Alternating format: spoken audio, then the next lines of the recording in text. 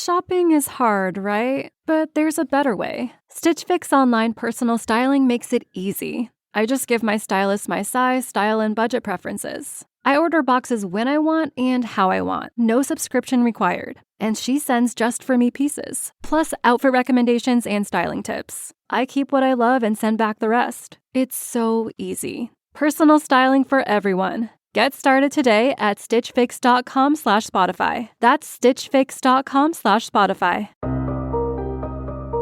El 22 de marzo de 1999, una mujer huía por una carretera rural desnuda con un collar enganchado a una cadena de 2 metros. A pesar del aspecto de la mujer, que sangraba por la cabeza, tenía marcas de ligaduras y heridas en casi todo el cuerpo, la gente la esquivaba asustada. Por fin dio con una caravana en la que entró pidiendo ayuda a gritos. La mujer, que se encontró con aquella joven dentro de su casa rodante y en evidente estado de shock, llamó a emergencias inmediatamente contando la disparatada y espantosa historia que había narrado la joven. Así es como comenzó la caza de David Parker Ray, el asesino de la caja de juguetes.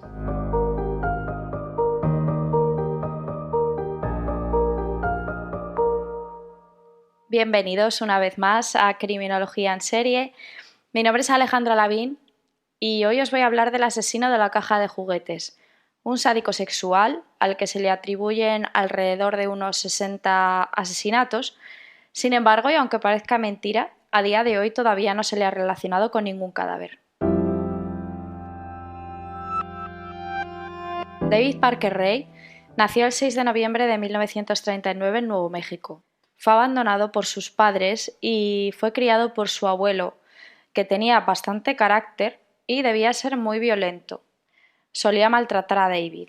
No hay constancia de que sufriera de abusos sexuales, pero tal es su tendencia de adulto, como vamos a ver, que no hubiera sido extraño que hubiera por lo menos presenciado ciertas conductas sexuales violentas y las hubiera asimilado como normales. Pronto comenzó a tener un retorcido interés por las mujeres, ya que fantaseaba con raptarlas y violarlas. Tenía una tendencia a masturbarse compulsivamente con pornografía bastante dura. A pesar del abuso del alcohol y drogas que empezó a consumir desde bastante joven, consiguió graduarse. En 1959 se casó y en este mismo año ingresó al ejército y se especializó una vez dentro como mecánico. Sus tendencias sexuales le costaron el divorcio en 1961. Ese mismo año se volvió a casar y a los 6 meses su matrimonio volvió a fracasar por el mismo motivo que el anterior, porque las mujeres no soportaban las peticiones sexuales de David. En 1966 se volvió a casar de nuevo y tuvo una hija, Glenda Jean. Las exigencias sexuales con la madre de su hija cada vez eran más violentas. A David le gustaba el bondage, la tortura y la violación, por lo que le volvió a costar otro divorcio pocos años después. Aun con todo lo que estamos diciendo y con lo que vamos a hablar a lo largo del podcast, David era descrito como un hombre muy amable, encantador, alegre, con una voz muy, muy dulce y era un referente de la comunidad, dispuesto a ayudar siempre. Como hemos dicho en episodios anteriores, estos rasgos pueden ser típicos de un psicópata. Se adaptan a las situaciones socialmente aceptables y aprenden a fingirlas. John Wayne Gacy, por ejemplo, era un respetado miembro de la comunidad e incluso estaba metido en política. Y como todos sabemos, John Wayne Gacy era un psicópata de manual. El 20 de marzo de 1999, Cynthia Vigil era una prostituta adicta a las drogas y el alcohol y tenía un historial de abuso sexual. Ese día, como tantos otros, estaba caminando en búsqueda de clientes. De pronto, un sujeto comenzó a hacerle señas desde una caravana diciendo que se acercase. Parecía simpático y amable y Cynthia no tenía motivos para desconfiar, ya que era un cliente más. Pidió a Cynthia que le practicase sexo oral, pero esta no era la única intención de David. Pasaron a la parte de atrás de la caravana y la enseñó una placa policial, diciendo que tenía que llevársela detenida. Sacó unas esposas, pero la chica enseguida se dio cuenta de que David no era policía, por lo que se resistió y comenzaron a forcejear. Pero Cynthia no estaba sola con su agresor. De repente apareció una mujer que le dio una descarga eléctrica y ayudó a David a esposarla a una cajonera. Esa mujer era Cindy Hendy, la novia de David, una mujer de 39 años, 20 años menor que él, a la que su madre alcohólica echó de casa cuando tenía tan solo 12, por lo que finalmente, sin otra salida, se dio a la prostitución, al alcohol y a las drogas. El marido de su madre, antes de que la echara de casa, intentó violarla cuando tenía 11 años de edad. Cindy, ya de adulta, fue madre, pero renunció a la crianza de sus hijos y les envió con sus abuelos. En 1997, y huyendo de sus antecedentes, se mudó a Nuevo México, donde conoció a David Parker Ray.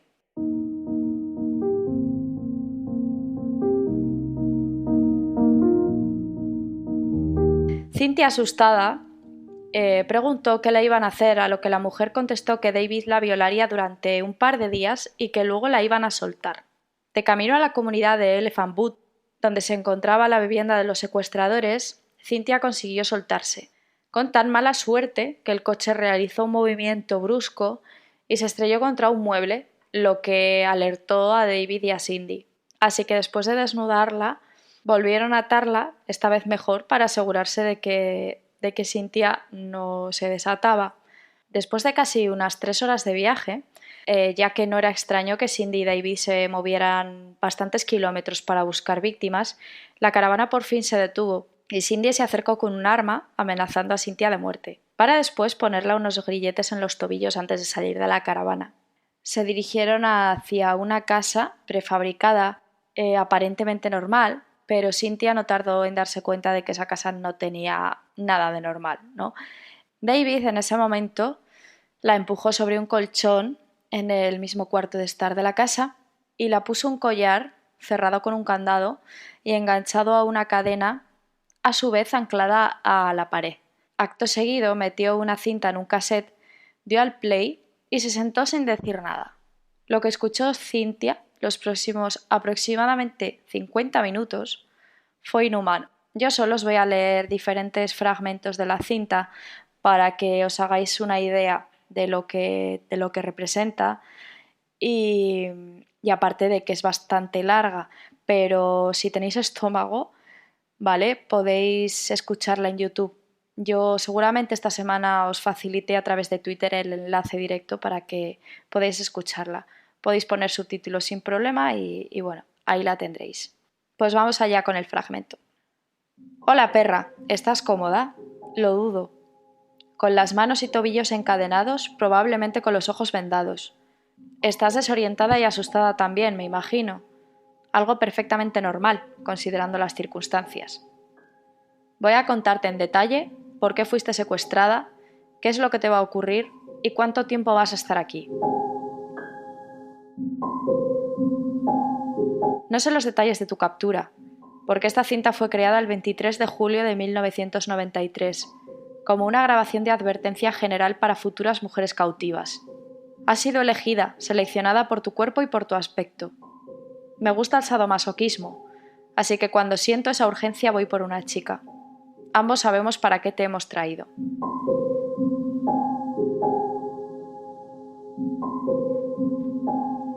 Probablemente piensas que vas a ser violada y puedes estar segura de que eso pasará, pero esa es la parte fácil. Tus muñecas y tobillos están encadenados y estás amordazada porque no te gustará cómo lo hago. Te quedarás aquí desnuda y encadenada. Estarás colgada del techo por las muñecas y te azotaré muy fuerte, con varas, cuerdas, látigos, gatos de 9 colas o lo que me plazca. Creo que también utilizaré una máquina de electroshock. Dicen que soy frío y que no escucho, que trato a las personas como objetos para sentir placer. Y supongo que tienen razón hasta cierto punto. He traído 37 mujeres con el mismo objetivo, o puede que algunas más, pero ninguna ha escapado, no lo consiguieron. Tú no serás una excepción. En cuanto termine esta grabación tendrás una oportunidad excelente para suplicarme que te libere. Me encanta cuando ruegan y suplican. Si piensas que todo esto es enfermo y depravado, no has visto nada aún.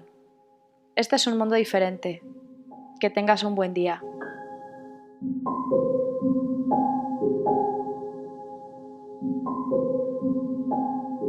Repito, 50 minutos de cinta. Si a nosotros esto nos resulta perturbador, es inimaginable lo que fue para esas mujeres secuestradas por David. En la grabación también se detalla las reglas que las mujeres secuestradas debían cumplir. La desobediencia, por ejemplo, supone un castigo duro e inmediato.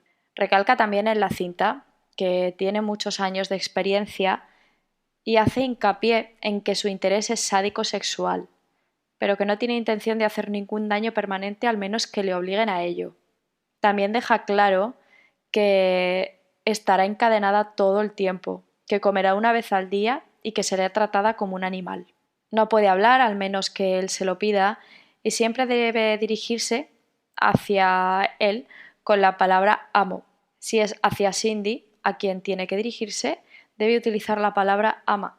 En la única ocasión que puede dirigirse a ellos es para pedirles ir al baño y debía pedirlo con respeto, diciendo «Amo, ¿puedo ir al baño?». También tiene que especificar si va a orinar o a defecar. Si David nota un tono de voz que no le gusta, también será castigada. Si habla, grita o si se niega a colaborar en las prácticas sexuales, será azotada con un látigo o utilizará el electroshock. Si le muerde durante una felación, la corta los pezones. Si la mordida es grave, la arranca los pechos. Si se comporta de forma sumisa, será liberada en 2-3 meses, no sin antes someterla a una especie de lavado de cerebro a base de drogas para olvidar todo. Como una parte más de la tortura hacia Cynthia, le enseñaron polaroids en las que se mostraba a las víctimas siendo torturadas, violadas y sodomizadas. La cinta y las polaroids eran parte también de la tortura, ya que David no solo disfrutaba de la tortura física, sino que también se excitaba con la tortura psicológica, viendo cómo las víctimas estaban aterrorizadas. Aparte del disfrute que suponía para David torturar y aterrorizar psicológicamente a las mujeres, es una manera de doblegarlas, ¿no? Al final, cuando se mina la mente de una persona, es mucho más manejable, más dócil. Después de que Cynthia escuchara la cinta y le enseñaran las Polaroids, David se presentó con una caja con cables y una batería de coche. Puso unos electrodos en los pechos de Cynthia y le estuvo dando descargas durante horas. Cuando David o la pareja, es decir, él y Cindy se cansaban, porque no hay constancia de que Cindy participara en las torturas. Es de suponer que sí, porque en la cinta habla en plural, hace referencia a nosotros. Entonces es de suponer que Cindy sí que participase, pero es algo que en realidad no he conseguido confirmar y esto son solo suposiciones mías. Está claro que Cindy era la cómplice de David y aparte de participar como cómplice permitía estas torturas y es posible que ella también disfrutara con ellas. Yo creo, en mi opinión, creo que ella sí que participaba y que seguramente sería tan salvaje como David. Pues bien, la pareja o David, cuando se cansaba, se sentaban en el sofá al lado de Cynthia. Recordemos que el colchón estaba situado en el salón, que es donde estaba el sofá y la televisión. Entonces, mientras Cynthia estaba ahí aterrada, ellos estaban viendo la tele tranquilamente mientras bebían y fumaban, ¿no? Al día siguiente quitaron los grilletes a Cynthia y la llevaron al baño a ducharse, mientras Cindy la amenazaba con un revólver para que Cynthia no se escapase o no intentase hacerlo, ¿no? Más tarde fue llevada a una habitación llamada por David el cuarto sucio, The Dirty Room en inglés, en el que había todo tipo de artilugios, como ganchos, poleas, cadenas, alicates, tenazas, anzuelos, en fin, una colección de aparatos y objetos de tortura tremenda. Cynthia fue suspendida del techo por medio de un complejo sistema de cadenas y poleas y David la puso unas tenazas en los pezones conectadas a unas pesas. Mientras la electrocutaba con picanas eléctricas, los pesos subían y bajaban. La picana eléctrica es un instrumento de tortura y sus efectos sobre los genitales, pezones y demás partes sensibles, que era para lo que se utilizaba antiguamente, son devastadores. Debe ser horroroso. Después de varias horas de tortura, la llevaron de nuevo a la sala de estar mientras Cindy y David bebían, fumaban y veían la televisión como la noche anterior, ¿no? Ellos en su rutina. Antes de irse a la cama, Cindy se acercó a Cynthia y le dijo al oído que al día siguiente la llevarían a la caja de juguetes. Otro sitio distinto. Cynthia estaba aterrorizada, ya que no se podía imaginar cómo podía ser la caja de juguetes habiendo conocido el cuarto sucio. Por la mañana, David apareció vestido como una especie de policía, con uniforme, y le dijo lo mismo que Cindy había dicho la noche anterior, ¿no? Que cuando volviera de trabajar la llevaría a la caja de juguetes. Por suerte, Cynthia tuvo la fortaleza de luchar. En un despiste de Cindy, consiguió liberarse y cuando fue descubierta por ella comenzaron a forcejear. Cindy comenzó a apuñalar con un picayelos en la cabeza a Cynthia hasta que ésta consiguió coger una lámpara y golpeó a Cindy dejándola semi-inconsciente. Tras la lucha salió de la casa y echó a correr desnuda.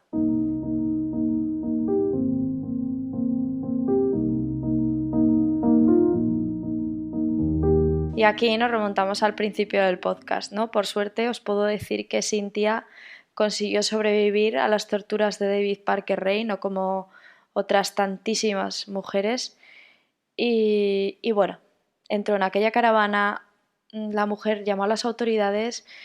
David y Cindy la habían tenido cautiva durante 3 días. Cuando los policías aparecieron en la caravana de la mujer que ayudó a Cynthia, ésta se echó a los brazos de los agentes.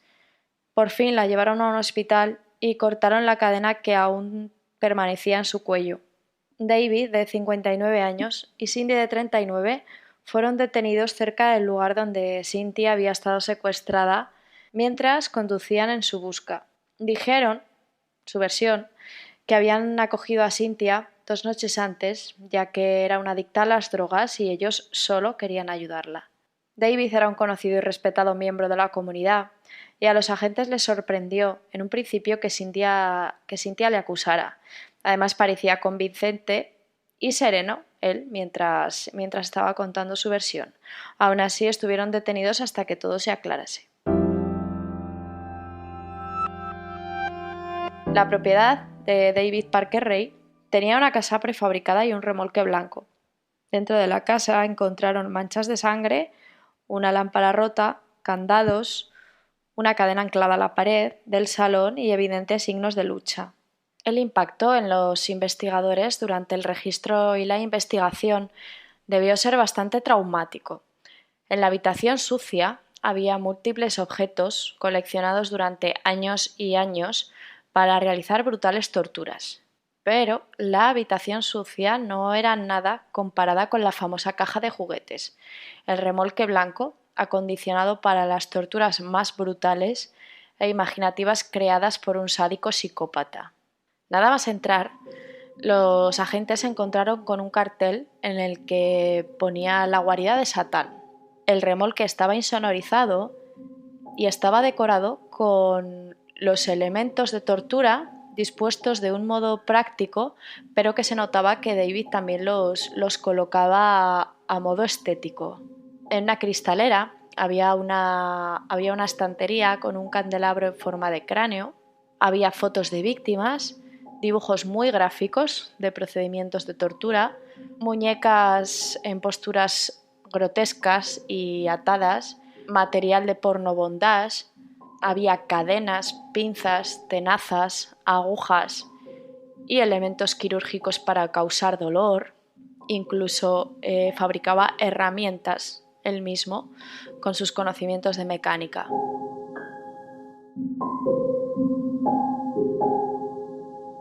Al fondo del remolque había una cama obstétrica donde ponía a las víctimas para que permanecieran con las piernas abiertas. Encima de la cama obstétrica había un espejo para que ellas pudiesen ver lo que las estaba haciendo. También tenía objetos de un tamaño desmesurado para violarlas vaginal y analmente. Enfrente de la cama había una cámara de vídeo para tenerlo todo registrado y además un monitor para que la víctima viera a tiempo real lo que estaba sucediendo. También se encontraron dibujos hechos por él con procedimientos de tortura física y psicológica. Se encontró además un sarcófago donde las metía para desorientarlas y asustarlas, y para el mismo fin una caja con un agujero y con un candado que ponía sobre las cabezas para producir mayor agobio. Los agentes del FBI reprodujeron las cintas con las grabaciones caseras donde salía en un principio David Parker Ray comprobando los instrumentos. Ya más tarde salieron las torturas. Las primeras imágenes eran de él con una capucha de verdugo torturando a una muchacha. En las múltiples grabaciones que se encontraron se podía ver cómo David quemaba a las víctimas con cigarrillos, se podían ver electrocuciones, penetraciones vaginales y anales, como hemos dicho, con objetos de un tamaño enorme. También desgarraba los pezones de las víctimas, las quemaba los clítoris con velas o incluso los perforaba con taladros. Imaginaros cómo tenía que ser esto de enfermizo y de tremendo para que los agentes salieran uno detrás de otro del remolque a vomitar. Incluso una de las oficiales, que tenía 36 años, estuvo visualizando las cintas de David Parker Ray y quedó muy conmocionada, por lo que sus superiores decidieron enviarla un par de días a casa para que se recuperase, descansase y demás, ¿no? Bueno, pues por desgracia nunca volvió de esos 2 días, ya que se quitó la vida de un disparo. Se desconoce el año de los primeros secuestros de David Parker Ray y parece ser que no mataba si no era estrictamente necesario, ya que él lo que hacía era disfrutar con las torturas y no con el asesinato. El asesinato no era el fin, era la tortura. No sé si recordáis cuando hablábamos del perfil de Jeffrey Dahmer, que no tenía un perfil de torturador. Pues bien, David Parker Ray era todo lo contrario. Era un torturador que disfrutaba ejerciendo el mayor dolor, tanto físico como psicológico, pero en cambio matar no era su fin. Pero a las que sí terminó asesinando fueron estranguladas o apuñaladas mientras eran violadas, ya que las contracciones que sufrían el ano o la vagina mientras morían le excitaban aún más. David estudiaba anatomía humana e historia de la tortura y diseñaba, como hemos comentado antes, sus propias herramientas gracias a sus estudios sobre tortura y sus conocimientos sobre mecánica. Incluso llegaba a poner nombres a sus propias creaciones, como por ejemplo el espaciador de tobillos, que consistía en una barra retráctil con correas para mantener a las víctimas con las piernas abiertas. Tenía un manual del torturador, que era un registro, como una especie de instrucciones, para llevar a cabo las torturas y para mermar psicológicamente a la víctima. Una de las partes de este manual del torturador decía lo siguiente: recuerda, una mujer hará o dirá lo que sea para librarse: patear, morder, gritar, amenazar, arañar, correr, mentir, ofrecer dinero, rezar, ofrecer sexo o esperar una oportunidad. También tenía registradas las excusas típicas o las historias tristes que las mujeres podían contar. Estas eran las siguientes: se encuentra con el periodo, está embarazada, tiene una enfermedad venérea o sida, tiene alguna otra enfermedad, tiene hijos, está en búsqueda de empleo, tiene un bebé o un padre enfermo, tiene claustrofobia, un esposo muerto, problemas del corazón o va al colegio. Y decía: no dejes que te engañe. Si vale la pena raptarla, vale la pena mantenerla cautiva. Debe ser sometida a hipnosis antes de que sea liberada. Nunca confíes en una cautiva encadenada. ¿Y qué es a lo que se refería David Parker Ray con hipnosis? Pues se refería con la hipnosis a un sistema muy específico que consistía en dar drogas a las víctimas y en comenzar un complicado lavado de cerebro con el cual conseguía borrarlas la memoria. Esta técnica estaba basada en el proyecto de control de la CIA llamado MK Ultra. Se encontró a mayores otro manual de tortura llamado Procedimientos psicológicos y físicos, manejo inicial de un fetiche personal cautivo, en el que describía la forma de intimidar a la víctima, someterla, torturarla e ir aumentando las torturas paulatinamente. Estos manuales de tortura nunca han salido a la luz por lo peligrosos y a la vez enfermizos que pueden llegar a ser. Lo han leído muy poquitas personas, ¿no? Pues las personas que han participado en el caso, expertos que han llegado a leerlo, muy poquita gente. Esto, al igual que los vídeos, nunca ha sido filtrado, no como la cinta de la que hablábamos antes, que sí que la tenían bajo llave, ¿no? Por lo desagradable que es, pero al final pues ya sabemos cómo es esto, ¿no? Al final sí que hay cositas que se filtran a la prensa, pero por suerte los manuales de tortura y los vídeos nunca. Cuando el caso de Parker Ray salió a la luz, cadáveres encontrados en el desierto o prostitutas que habían sufrido ataques y no recordaban nada, desapariciones sin resolver, todo esto empezó a cobrar cierto sentido, ¿no? También hubo casos, aunque parezca increíble, de mujeres que sobrevivían a las torturas y volvían a visitarle, ya que disfrutaban del dolor asociado al sexo o era una forma de conseguir dinero. También se sabe que David organizaba fiestas y orgías en las que participaba la gente del pueblo y también hubo personalidades asociadas a la política que sí que llegaron a estar ahí. Increíble pero cierto, Cindy no era la única cómplice de David. También tenía ayuda de su hija Glenda Jean y Dennis Yancey, quienes no participaban en los juegos sexuales de David, pero sí que se encargaban de reclutar prostitutas. David fue acusado de 12 cargos de violación, secuestro, asesinato y conspiración, pero se declaró inocente. No se encontró ningún cadáver asociado a la investigación y los encontrados no se podían relacionar con el caso. Pero apareció una superviviente. Declaró que había conocido a la hija de David, Glenda, en un bar y que se habían hecho amigas. Glenda vivía con su padre y un día decidió invitar a su nueva amiga a casa. La dieron somníferos y durante 3 días fue sometida a torturas y violaciones. Más tarde fue liberada. Se dijo de ella que había accedido a las exigencias de David a cambio de dinero, ya que acusó a David 3 años después de los hechos, cuando salió ya todo a la luz, por lo que se dijo de ella que estaba intentando sacar provecho de la situación, ¿no? Sin embargo, fue reconocida por un tatuaje en la pierna que salía en una de las cintas de vídeo de las torturas. Aún así, nadie se la tomó en serio y no se hizo nada. Todo lo encontrado en la casa, tanto los vídeos como las herramientas, las fotos, los dibujos, los manuales y las agendas, fue llevado a juicio como prueba. Sin embargo, se consideraron pruebas circunstanciales y no le atribuían a David directamente un asesinato. Además, los cadáveres no había manera de que aparecieran y los que aparecían no se asociaban a él. También se dijo que estuvo involucrado, aunque nunca se demostró, con varias desapariciones denunciadas en la ciudad de Juárez por trata de mujeres. Cindy finalmente colaboró y confesó. Involucró a David en 2 asesinatos.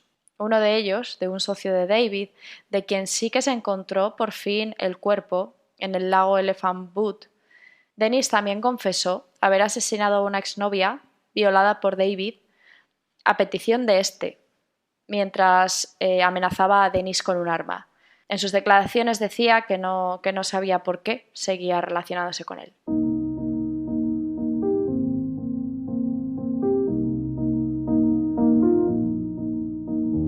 Juzgar a David fue un imposible desde el principio. Se dieron una serie de casualidades tremendas, ¿no? En el primer juicio, el jurado no se puso de acuerdo y fue declarado nulo. Antes de un nuevo juicio, programado en noviembre del 2000, el juez murió repentinamente. El 9 de abril de 2001 volvió a abrirse un juicio, pero se seguía declarando inocente. Finalmente llegó a un acuerdo. Se declararía culpable de todos los cargos si acusaban a su hija solamente a 5 años de libertad condicional. Se aceptó y fue condenado a 223 años de cárcel, aunque después intentó retractarse diciendo que estaba bajo la influencia de medicamentos. Una de las últimas audiencias en las que se le vio lucía en muy mal estado de salud y el 28 de mayo de 2002 murió con 62 años de un ataque al corazón antes de ser internado de por vida.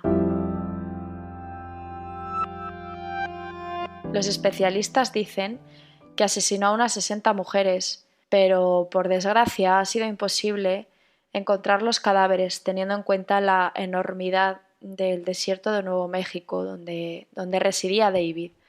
Otra suposición es que tirase los cadáveres al lago Elephant Butte, donde hay peces como de hasta 80 kilos, por lo que puede ser también que devorasen los cuerpos.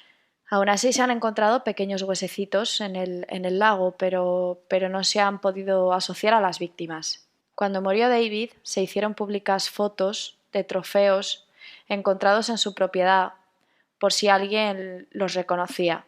Actualmente nada ha sido identificado. Cindy fue condenada a 36 años de cárcel, pero fue liberada en 2019, después de solo 20 años de condena. Glenda y Dennis fueron condenados a 36 años cada uno por conspiración. Glenda salió en 2017 y Dennis pudo optar a la libertad condicional en 2021.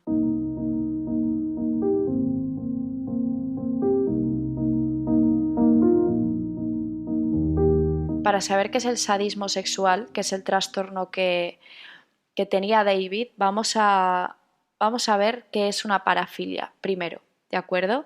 Una parafilia, según el DSM-5, es el interés o la excitación sexual de una persona que está centrada en fantasías o comportamientos sexuales recurrentes, caracterizados por objetos o situaciones que no son los habituales, que se apartan de lo que son considerados estímulos sexuales normales o que afectan a la capacidad para tener relaciones eróticas con otras personas.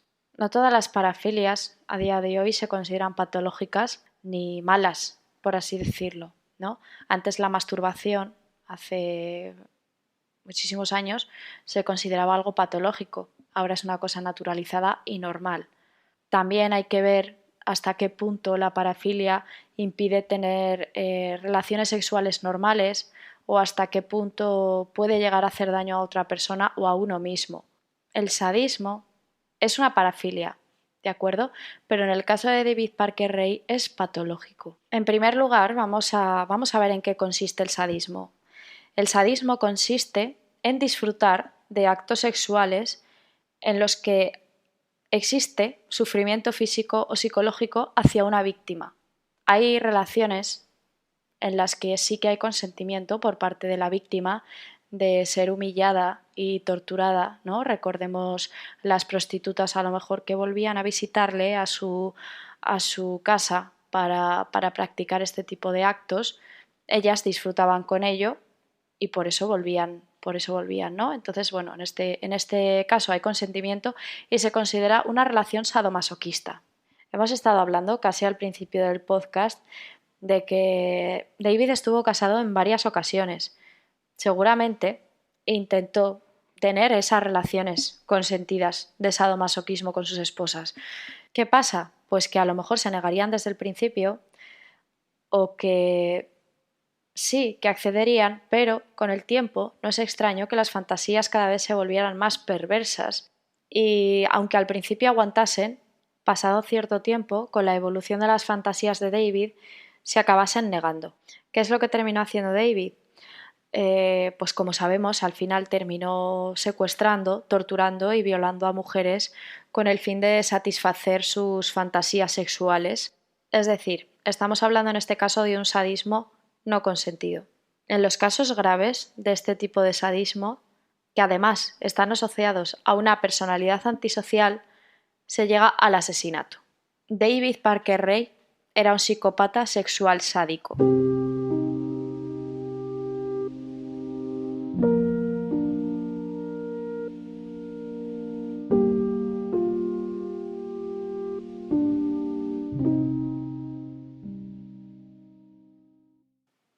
Y esta es la historia de David Parker Ray, probablemente el asesino más sádico y enfermizo de Estados Unidos, del que nunca sabremos a cuántas mujeres llegó a asesinar, y que se llevó muchos secretos de sus crímenes a la tumba, que se gastó miles de dólares en elementos de tortura, y del que se dice que inspiró la película de Saw. Muchas gracias por escuchar este nuevo episodio de Criminología en Serie. Espero que os haya gustado y espero, como siempre, también vuestros comentarios sobre el podcast en Twitter en @crimienserie. A lo largo de la semana subiré curiosidades y fotografías sobre el terrorífico caso de David Parker Ray, el asesino de la caja de juguetes. Soy Alejandra Lavín, esto es Criminología en Serie y os espero la semana que viene.